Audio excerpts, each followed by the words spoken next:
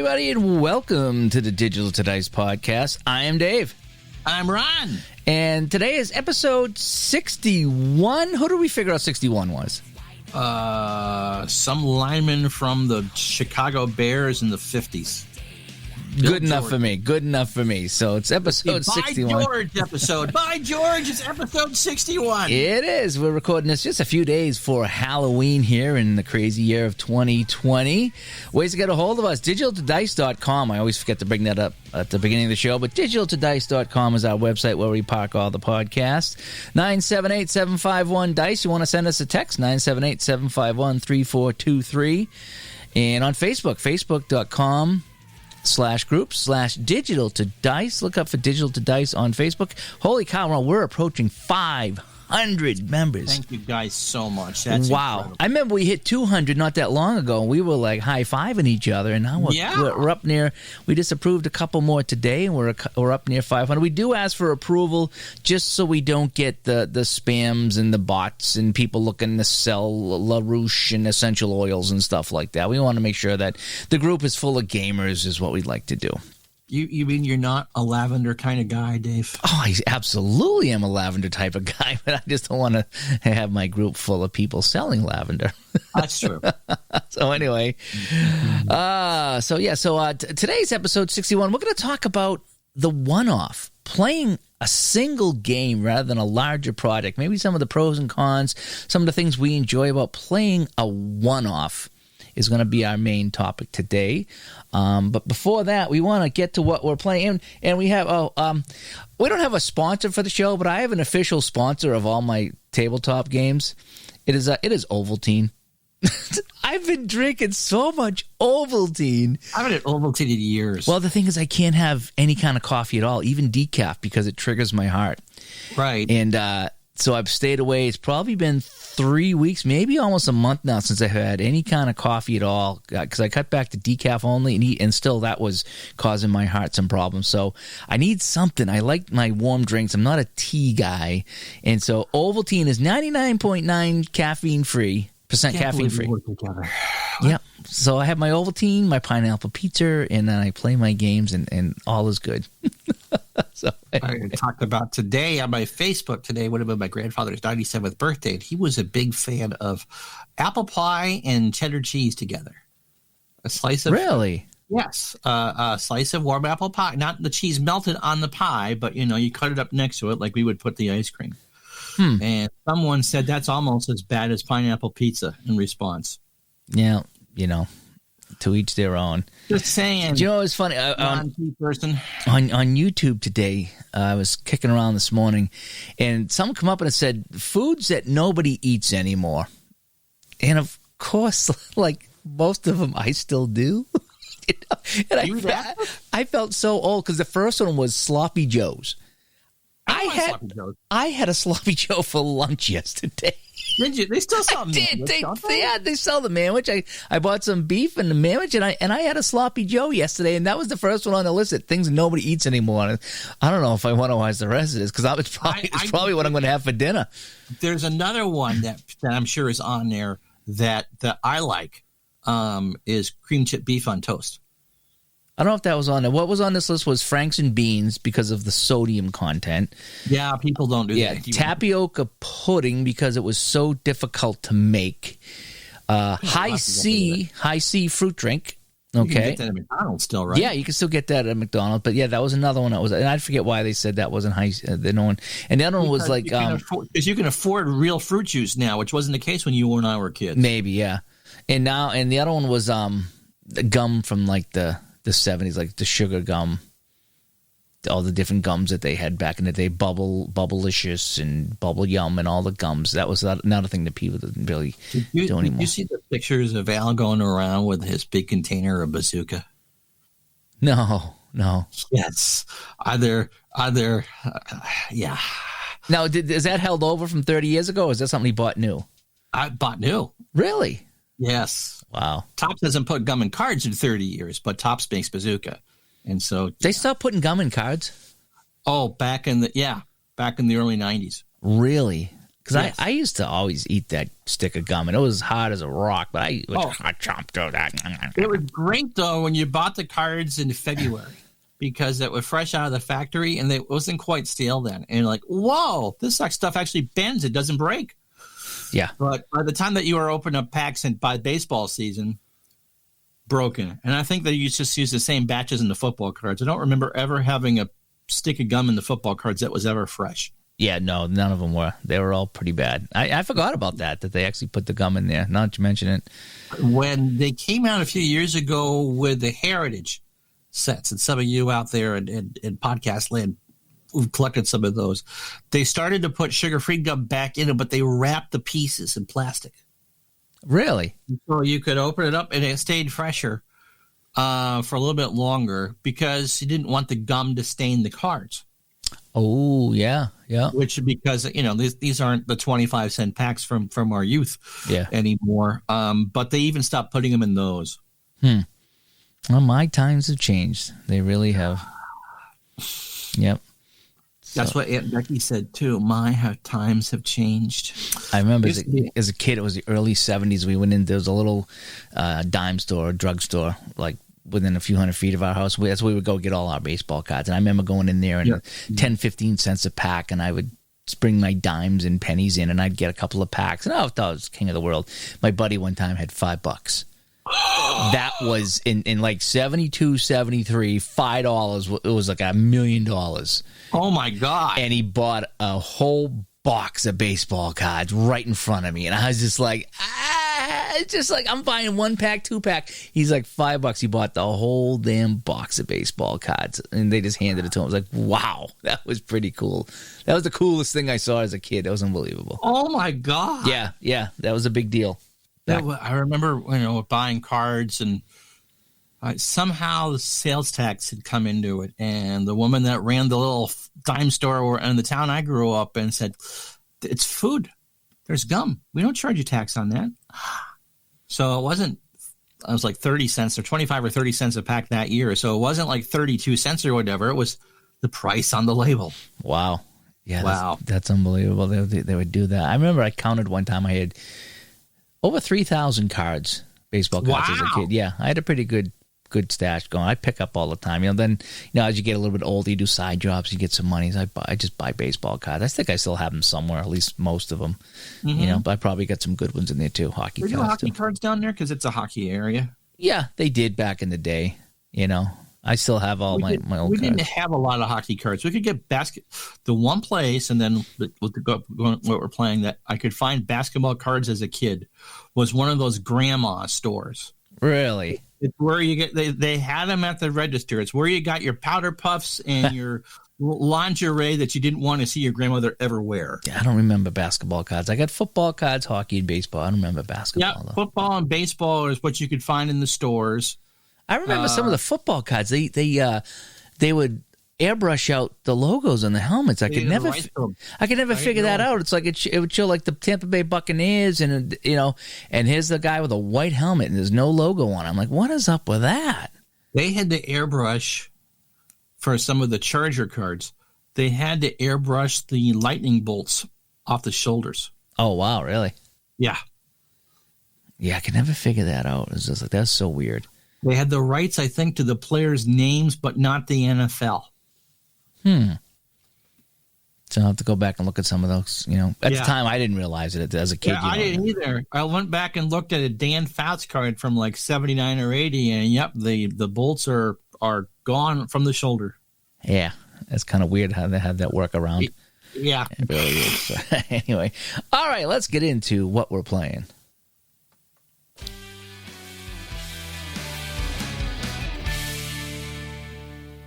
And we hope Aunt Becky is home recovering from her traumatic experience and counting her pennies for the new library she's going to build someplace else. Yes, she is, because she's turned over a new leaf. Good for Aunt That's Becky. right. So what we're playing here, holy cow, Jacket, since I've been unemployed again. Yep, they shut me down again. So I've had some time. So what do? When I get all bummed out, I pull out shootout hockey. And so I set it up on the table, and I'm replaying the 85-86 playoffs. So I started with the actual matchups in the first round, and then wherever it takes me, it takes me. And the first matchup was Hartford-Quebec. It was the first place Quebec against last place Hartford, or fourth place Hartford. In real life, Hartford swept 3-0, and in my replay, Hartford swept 3-0. Pretty wild. And I played all the East games, or Prince of Wales games, and I've had a couple spot on. I had a couple 3-0s that was spot on. I had a 3-2 that was spot on. So it's pretty wild how these things have come out pretty close to what was in real life. And not just with the team winning, but by winning by the exact amount of games. I had the Rangers and the Flyers. Flyers went up 2-0, and Rangers won 3 in a row. And they won the series 3-2. And I look back, and they had won the series 3-2 back in the day. A little different, with the way they won it, but still, it was 3-2. And then I had Toronto playing Chicago. Toronto was actually the fourth place team. They swept Chicago in real life, I believe.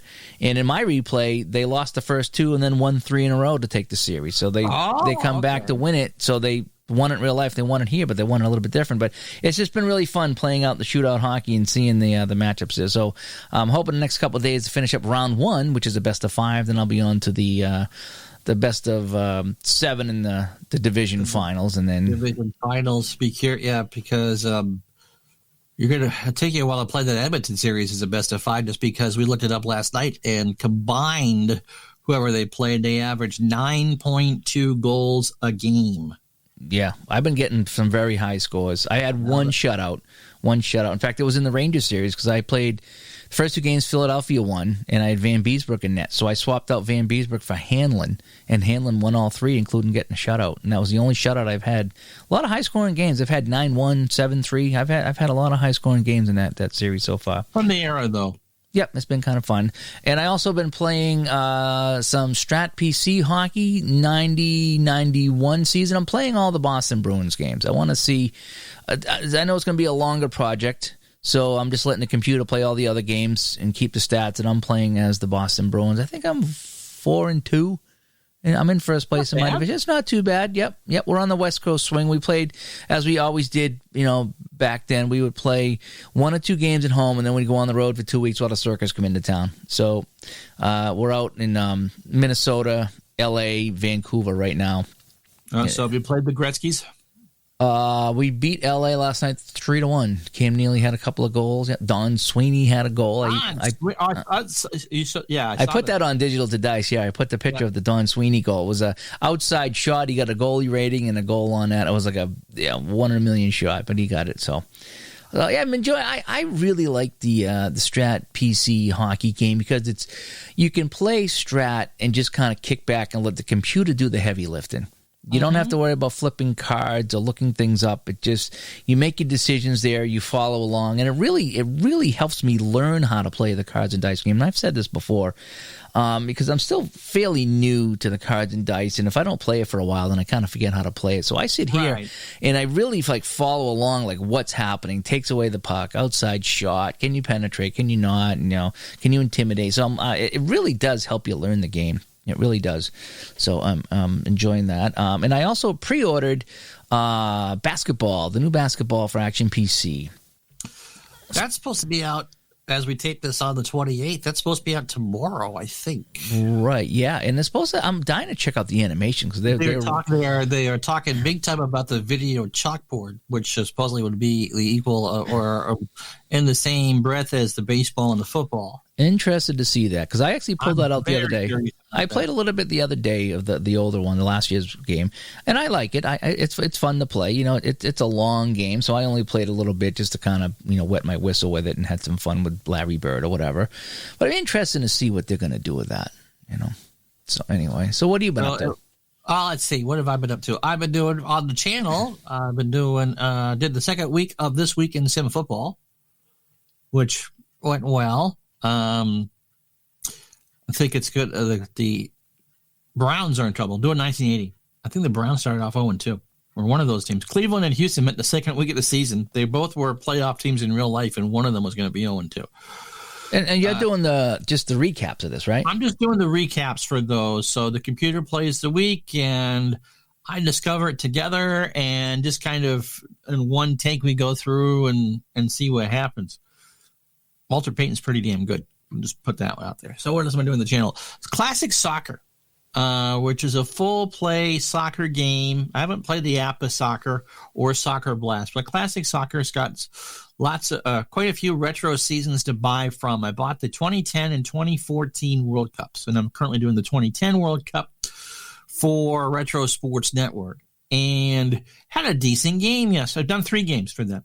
A decent game yesterday. Had the Netherlands and Denmark, as Dave's eyes gloss over at the talk of. I used to watch a lot of soccer as a kid back in like 79, 81, something like that, because I'd be sitting there at 12 o'clock, like waiting for football to start. You know, it was a Sunday, and from 12 to 12:30, they used to have soccer on, and I used to watch the soccer till 12:30. Then that's when the pre-games kicked off back in the day, right? And so I used to love to watch the soccer. It was only a half hour, so I don't know if it was the highlights or what it was, but I'm sure it was a grand highlight package. Yeah, so I watched, but I just remember Schumacher was the goalie for Germany or something like that. He was like unbelievable. Every week was Schumacher. So yesterday I did the Dutch and the Danes at lunch, and I had 5 goals in a game, which is incredible. Most of those games are 0-0 or 1-0 or 2-1 or something like that. But this was I won't say who won, 3-2, and somebody had a hat trick. A hat trick in soccer. A hat trick in soccer, which is very, very rare. Yeah. Stephen Mayer in hockey. Was it Schumacher? So it was no, it was not Schumacher. Oh, too bad. It was not Schumacher. And the other project I've started is my Montreal Canadiens 88-89 project. They played Quebec on Sunday. Apparently no one's doing any YouTube searches for the Nordiques because the numbers weren't very good for that. But that's been fun. And so it'll be the next game I'm doing is tomorrow, so Thursday, it'll be the Toronto Maple Leafs and the Montreal Canadiens. They only met 3 times a year back then. Now, are you playing all the Canadian games or just some? No, I'm going to do I'm not going to do all the games. I'm not going to do a full 82 game replay. I think we're going to probably do maybe 30, 40. Okay. But just, every game will be on stream. For instance, I did the first 3 because it was A, the opener, B, the second game was the home opener, and 3, you want Quebec because they didn't really like each other then. But no, Montreal's weekend in Long Island is not going to be streamed. So the Islanders and then the Christmas trees. The Devils. You probably will see one game against everybody at some point. Obviously, we're going to do, because it's the year of the Gretzky trade, the first game against the Kings. And you'll see some Mario and all that. But no, I don't want it to be an all-encompassing project. I don't want to turn it into the baseball one again. 156 games. So that's pretty much what I've been playing. Also, went back to a Strat baseball project I was doing as well. But yeah, all sorts of fun and trying to get as much good fresh air as I can before it gets crappy here in New England. Yeah, it was 46 and raining today, and that's good thing I got all my leaves done yesterday. I've been doing leaves every single day. That's how much they're falling. I get the tractor out and scoop them up, and every day I've done leaves. A good thing, too, because once they get wet, as you know, you've done a lot of leaf raking as a kid. You know what it's like to pick up wet leaves. So. Oh, absolutely. That's how I got in the wheelchair, was raking leaves. No. I lived in a place where we had a ramp that didn't have any barriers on this, no handrails. Anyway, what did you need a handrail on a ramp for? Well, let me tell you. Evil Knievel here, right? Pine needles are slippery little devils. And so my mother throws me, go for a walk around here, or go outside. So I go down into the driveway, and in the process, pine needles and wheelchair wheels don't mix. And so I slid sideways off the ramp. Oh. See, if I was there, I'd be like, Ron, I'll be right there. Let me just take out my camera phone and take a picture. Then I'll help you up. The funny thing is, that was someone else yesterday, and we got joking about America's Funniest Home Videos. And you know what you do with that $10,000? You buy a pineapple pizza and eat it in front of me. Oh, look, Ron, how's your head feeling? Have some pizza. Anyway, all right. Let's get to the topic at hand, shall we? Yeah.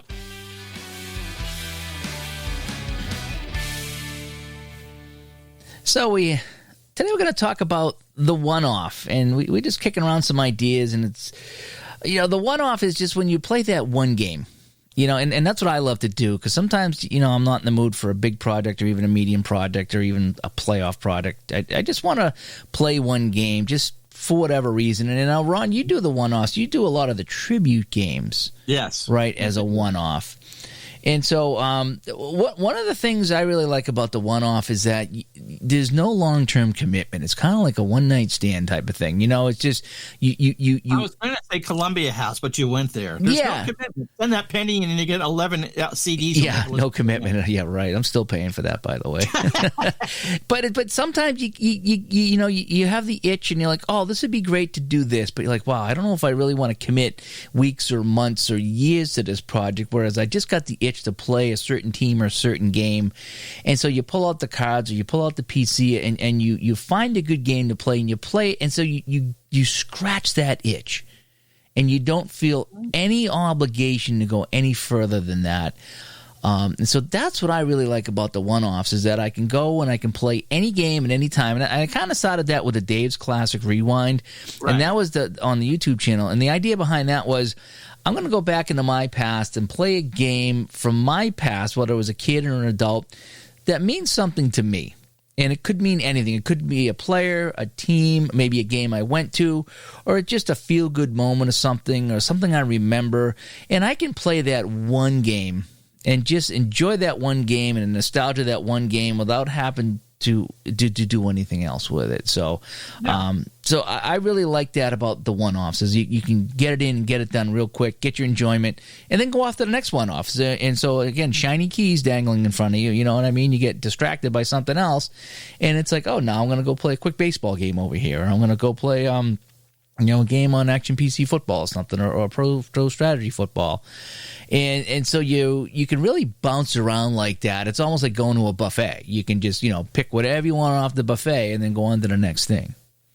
Yeah, and I think, also it just, when you suggested this topic, the one thing I thought of was if you're looking to try a game, if you're not sure if you're going to like the game, then you just do the sample. Sometimes, you might buy a season and go, okay, before I commit to spending lots of money on this engine or whatever, take it for a test drive. And a one-off is a good way to do that. Take two teams that you're familiar with and go, and see if it feels like the experience you had when you watched the team as a kid, covered the team as an adult or what have you. That's just a good way to do that without having to, as you said, commit. Yeah, I didn't even think of that, actually, because, there's a couple of computer games that you can try out for, 24 hours or a couple of days, whatever it is, and you can play it and, Well, you did that with the regular season basketball was a one-off. Yeah, well, regular season basketball, that was, you printed out the teams and the directions, and you could play those two teams, and you get a feel for the game. Yep, so that was fun. The 2nd and 10 football, I think, had a free demo that I tried. All those Richard Hanna games have. And so you can see if it's for you. Yeah, so that's another way to do a one-off is that, you're not committed to anything, so you're just going to play one game and see if that's it for you. Like I said, now tribute games. You like to do the tribute games. Talk about that for a minute. Well, you talk about some of the cons of that is that normally, I forgot how it started, but when a Hall of Famer dies, and you sit there and pull up this because I've got so many seasons I can never play everything that I have, and so. Someone passes away, I go through and pick out a game from that player's best year or whatever, or something you're going to remember, something that people have a memory of, and play it. Just do a one-off. You play out the game, you put the logos up and all that. The downside with that is that if you pick something that Bob Gibson, I'll use that for an example, did game 1 of the '68 World Series. Against the Tigers. Well, in real life, he struck out 17. And so when you say we're going to pay tribute to Dave Gardner today, you're expecting the time that the Pineapple Pizza burnt your house down type thing. No, in all seriousness, he struck out 17. So you're expecting this dominant performance from Gibson. Gibson lost the game. And so that's the one thing when you're doing that for an audience, here you are, you're going to pay tribute to this person, and the Tom Seaver one, he gave up 5 runs in the 5th. Didn't you say one time you were doing was it a basketball game and the guy got hurt in the first quarter? Kobe Bryant nearly fouled out of his tribute game. Maybe that's what you were doing, a tribute game. Yeah, he had 4 fouls in the early part of the third quarter. Yeah, so it's like you're doing a game for him, and he's not going to be in the game much longer. That's right, yeah. So those, especially when you do something that is, when you're replaying something that's memorable, it's a little different if you're just reaching into, I'm tired, I just want to play a football game. Let me just go boom, boom, and set up. You don't want to start a project. You really don't want to think about it. That's the great thing about Pro Strategy Football. Just set up and go. And so do you really care if the Steelers and Oilers from 79 didn't quite match up to what happened in real life? No, you're just kicking back and playing a game. But when you're doing something like, as a Montreal Canadiens fan, I want them to beat the Bruins in Game 7 of 79. That's what you expect, unless you're from New England and then you want the Bruins to win, you heathens. But you know what I mean by that. And so, yeah, that's the con. You pull them out. You spend the time to pay tribute to that person, and the wrong result happens. Yeah, and that happens a lot when you go back and you try to do something like that, because one-off. How many people have actually got the 1980 USA Olympic team to win it all? I mean, that was a fluke. We have talked about that before. Go back in time to someone, try to get Clemens' strikeout game, or someone who rushed for 4 touchdowns in one game. You try to do the Al Bundy game, and I did that game in my Strat project, and he got hurt. Oh. He had 4 strikeouts through 3. He was dealing, but he wasn't dealing that well. And I rolled the 6-12 with the DH. Gone. Yeah.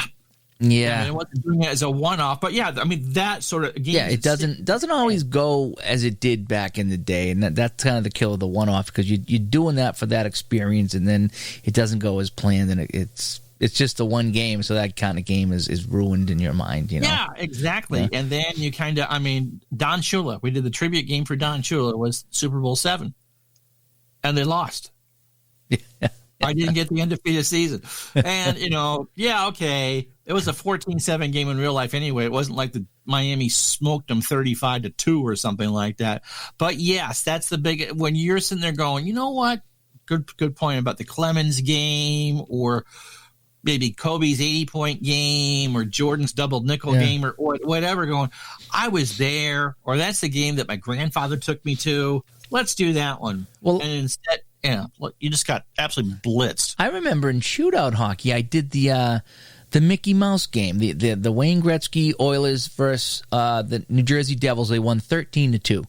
And that's when the Mickey Mouse organization. It's a Mickey Mouse organization, is what Gretzky said. So I went back and I replayed that game in shootout hockey. The Devils were winning that game until the third, when Edmonton scored a couple of goals and won it 5-4 or 4. It was not anywhere close to 13-2. It really was. It was a bizarre replay, because it was not anywhere as close to what it should have been. And so I just kind of rolled with that and enjoyed that. But yeah, that's kind of some of the pitfalls of a one-off. One of the things that I really do enjoy about the one-off, though, is I'll come downstairs and I'll see all my strat cards, and I'll be looking at them and I'll be like, okay, I haven't pulled these out in a while, and I spent all this money on them. So if I pull out and play a game of strat, or any Hockey Blast or something like that, even if I play one game, I kind of clear my conscience a little bit that I'm using some of these things that I bought and I'm enjoying them. Yes. And so even if it's just for one game, it's like, okay, look, I pulled that out. I played a game of hockey today for an hour or 2 hours, had my fun with them. I can put it back. It's not a long-term project I'm committed to, and I can almost justify now buying those cards because I used them and I had some fun with them. So I figure if I got a couple hours of fun out of them, I justified the, $15, $25, $30 to buy that season if I can do that a couple of times. You know what I mean? You just took my point, but absolutely, and that was lemon lime Gatorade you heard me drink. Because we do accumulate seasons, and then you kind of go, is this something I'm going to do a project with? Is it something that's just kind of missing a fill as far as whatever season? like you said, we both have so many different seasons of games that you can never do it all. But it's like, yes, okay. Oh, so what do I want to do from this season? Okay, a one-off, absolutely, to justify the purchase. Yeah. See, honey, that $30 was worth it. It's almost like, back in the day when we used to buy all the DVDs, or VHSs if you're that old, and you look at it and say, man, we really need to sit and watch one of these because we bought all these. We haven't watched them yet. Let's put it in and watch the damn thing, And that's what it feels like when you're going back. So, yeah, so for the one-offs, they're perfect for dusting off the cards and playing a game and feeling good about your purchase, Another positive is if you're not sure that you want to do a project from a given year, you sat and watched the YouTube video, maybe watching a Barry Sanders career highlight video and feeling like you've done nothing in your life because that man could turn a 5-yard loss into an 80-yard score in a hurry and go, I might want the Lions. Yeah, they won a home play. They won a playoff game 1 year. Let's do that season. Then you pull it out and, hey, maybe they win or like, don't like it. Don't like it. Yeah. And so. Yep. Now, some of the cons, we talked a little bit about those already. Some of the cons of doing a one-off is there's just not a lot of meat on the bone. Is you do that one game and you're done, and you don't get the build up to that game. You don't get the continuation of what happens after that game. It's a quick bite to eat, and you don't get to fully enjoy the meal. It's just, again, you're in, you're out, bye bye. It's a chew and screw type of thing, So you don't get a lot of. You don't have the satisfaction, or the word I'm looking for is when you do a longer project, you don't get involved, you don't get invested, you don't have that emotional tie. Yes, absolutely. But on the other hand, it may lead. We talked about before. It may lead to you taking something a little bit longer, or kick the tires on it, so you can kick in the tires on a new engine or whatever. But yes, it just kind of scratches that itch. Yeah, and the other thing is that on the downside of that is you don't get the stats. When you play a series or you play a season, you compile the stats. You see that grow. It's like you planted something in the garden and you watch it grow. And you watch it bloom into something. And that's kind of how it is when you do a longer project. When you're keeping all the stats, is you watch the stats compile. And I'm playing that Strat PC hockey right now, and I'm watching the Bruins play, but I'm simulating the rest of the games, and I'm keeping an eye on the other standings. And every now and then I'll peek in and check the box score to see how somebody did. And so you have this potpourri of all these stats that you can really dive into. And I'm a stat guy. I love my stats. And I can really dive into that. Whereas the one-off, you just have the stats for that one game, and that's it. There's and if somebody scores a goal or somebody gets a touchdown, you don't know, how many they've done that season because you haven't done the season. Playing the Strat PC last night, Neely scored. It's his 10th of the season already.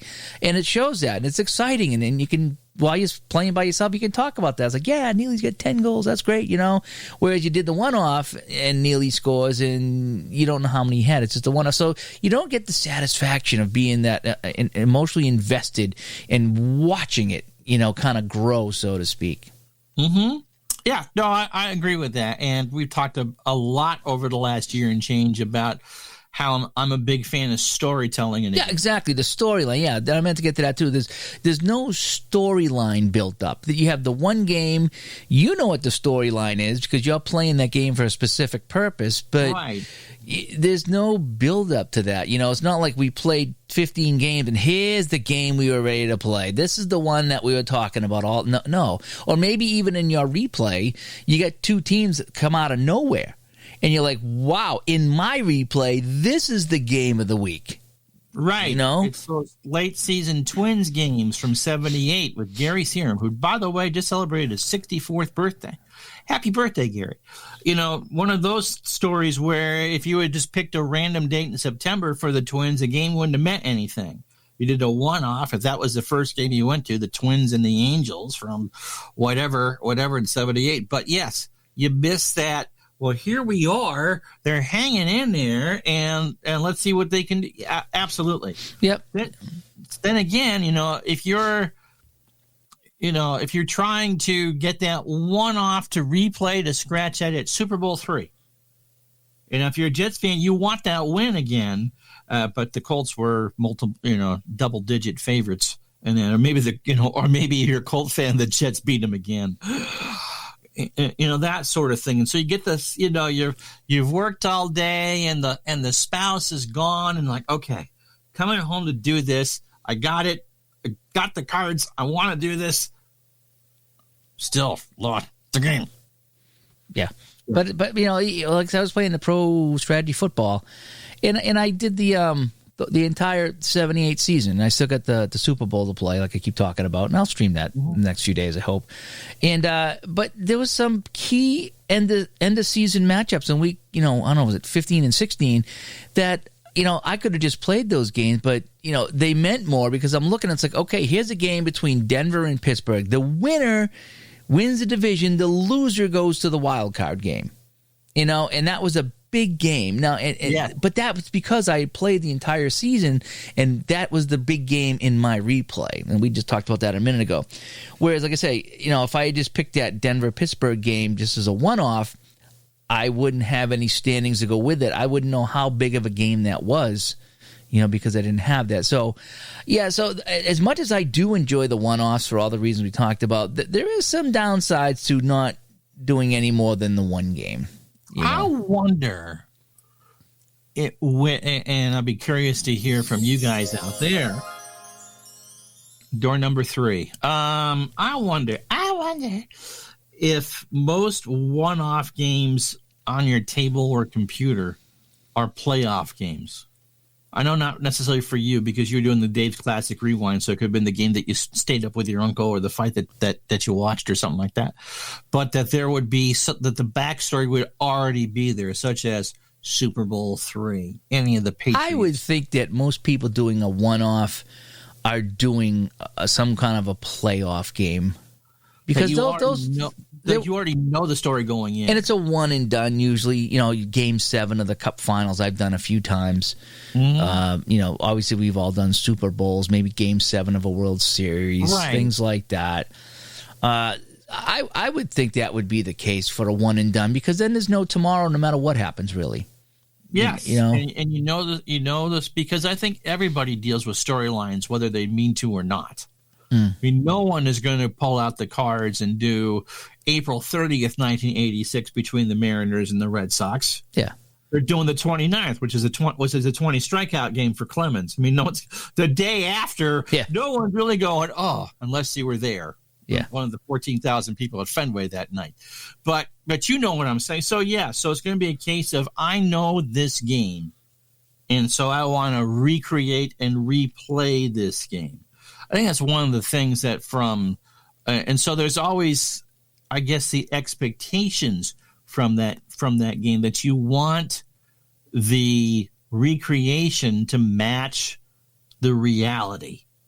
And we both know because we've done longer term projects that's rarely the case. That what could happen over a course of an afternoon happened on that particular afternoon. Good luck trying to get Jack Nicklaus to win the 86 Masters again. Yeah. I mean, there's times that I really do enjoy the one-off. And there's, and I'll sit down and play the one game and have my fun with it. And it's like, boy, that was fun. And then you put it away and you're done. But sometimes it's just, you want more than that. It just feels like a little empty. It feels a little hollow inside that you do the one game and you're done. So, I like to kind of go right in the middle and just maybe do a playoff series. Like I've played the 71-72 finals between Boston and New York on several different engines, and you play the whole series out. Same with 69-70. And I like to do that because you play the one game and you're done. It's like, well, that's it. And you scratch the itch, but I mean, even if you play the playoff series out, there's another day to play, and then you see how they intertwine, and you generate that storyline that you talk about. So there's sometimes that I'm perfectly fine with a one-off, bang it out, get it out of my system, and maybe it leads to something more for that season or not. And there's other times that you play it and you're like, that's it. It's like I would like a little bit more than the one-off, The old Peggy Lee song, is that all there is? But I mean, it all depends on, like I said, what mood I'm in, what I'm playing, maybe the time I have. This sometimes, I sat down, especially when I was learning how to play Hockey Blast, I would just play the one game and just pick a couple teams and play. It's just a random game, and it meant really nothing in the bigger scheme of things. I was just kind of learning the game. Oh, you're right. It's a good way to, we hadn't talked about that. It's a good way to learn a game too. So I remember the first couple times that I played Strat-O-Matic baseball while I was a bad student at college before I flunked out. And it's like one of those, let's get to know how to play the game. I'll be team A and you can be team B. And just, yeah, it's a great way to sit there and learn without the pressure, because you're going to take teams that you're familiar with.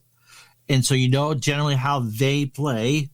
And yes, if it matches, then yeah, you're good. And then you go on for the longer project. But yeah, that's a very good point. Yeah. So, yeah, we want to reach out to people in the audience. Do you guys play the one-offs? Do you just take a single game of a particular season and play it out? Or do you always do some kind of a project of multiple games for that? And, what are some of the one-offs that you've done and why? Tell us, have they been tribute games? Have they been games that you went to as a kid or something you watched on TV? Or are you trying to, we've talked many times about right and the wrong, Ron? Yes, that's probably another common reason. Yeah, is that you want to go back and play that one game that your team lost that you want to try to fix, or maybe see if you can duplicate that. Maybe your team pulled off an upset. You want to see if you can do it again. So we want to know what you guys think of doing the one-off rather than a small, medium, or large project. And we talked about some of the things that we enjoy about it. And I'm very split between it, because there's times I talked about, I really enjoy it. There's a lot of good things about the one-up, but there's some other times it just rings kind of hollow because there's nothing else beyond that one game. And sometimes if you're playing a game you really enjoy it, you want more of that sometimes, But other times you don't. Other times you're perfectly fine scratching the itch and being done with it. So yeah, it is possible that you don't like the game engine.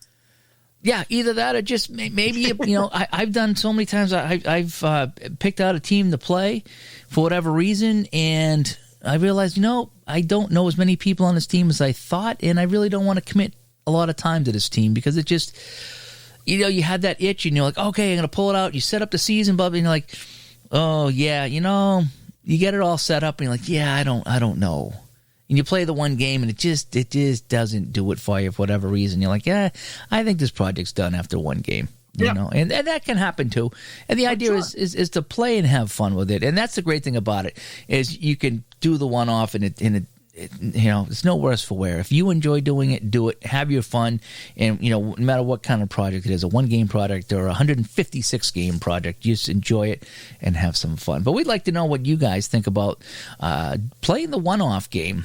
And so leave that in the comments or let us know on Facebook about, your experiences with playing one-off games. So anyway, shall we wrap this up? Let's wrap it up.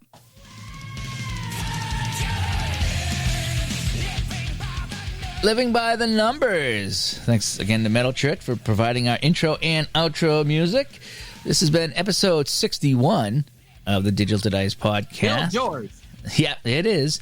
DigitalToDice.com is the website. We can find all of our podcasts. Facebook.com/group/DigitalToDice. Come join our group. Post your projects. Talk about some of the shows. Answer the questions here about the one-off there once we post it. And the text line, 978-751-DICE. 978-751-3423 is a good way to send us a text. We may or may not read those on the show.